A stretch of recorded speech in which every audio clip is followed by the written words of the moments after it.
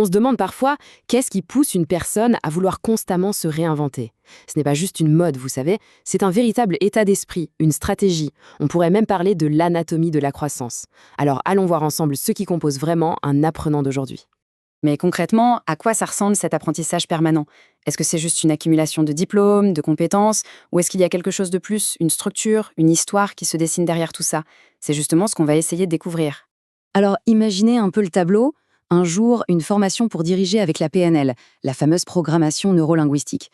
Tout un art de la communication et de l'influence.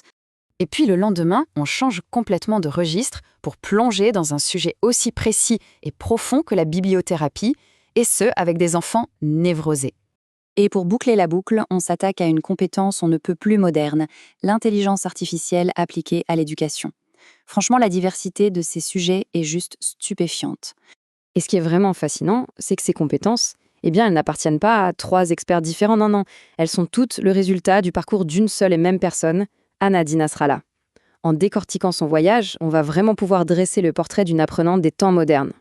On le sait, tout grand projet de construction, ça commence par des fondations solides. Pour Anadi, ce socle, c'est son expertise en tant qu'éducatrice scientifique. C'est vraiment le point de départ de toute cette aventure. Et son expérience, elle est impressionnante. Regardez, depuis 2014, elle enseigne les sciences de la vie et la chimie au lycée Saphir. Et en plus, elle a géré le laboratoire. Et comme si ça ne suffisait pas, hop, en 2023, elle ajoute le collège de tir à son parcours. On parle d'une base vraiment solide, construite sur près d'une décennie de pratique. Ce n'est pas rien. Sauf qu'un véritable apprenant, ça ne se repose jamais sur ses lauriers. Au lieu de ça, Anadi a fait un choix clair, innover. Elle a décidé de moderniser sa pédagogie pour faire face aux défis du 21e siècle. Et son approche, ce n'est pas du tout au hasard. C'est une stratégie bien pensée, en 3 temps. D'abord, intégrer la technologie avec des outils qui rendent les cours interactifs. Ensuite, lier l'apprentissage à la vie réelle avec l'approche STEM, qui mélange les arts avec les sciences et la tech.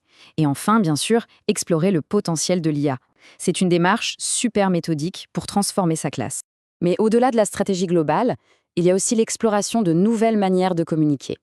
Ça va de l'enseignement de l'anglais à l'utilisation des cartes mentales pour apprendre plus efficacement et même, tenez-vous bien, à la compréhension de l'étiquette des émojis pour les éducateurs. C'est une vraie volonté de parler le même langage que les élèves et d'utiliser des outils innovants comme Notebook LM. Et là, on arrive à un point crucial. L'éducation, ce n'est pas que les matières, les notes. La phase suivante de ce parcours, elle se concentre sur quelque chose de beaucoup plus profond, le bien-être psychologique et émotionnel des apprenants.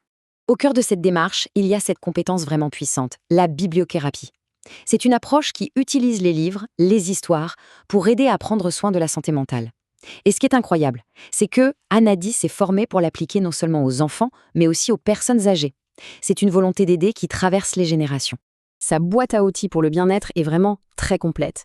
On y trouve la gestion de l'anxiété et des traumatismes, le renforcement de la résilience, la compréhension des troubles psychologiques. Elle a même ajouté le conseil pour enfants et ados. Bref, elle a construit une réponse vraiment globale pour soutenir la personne dans son intégralité.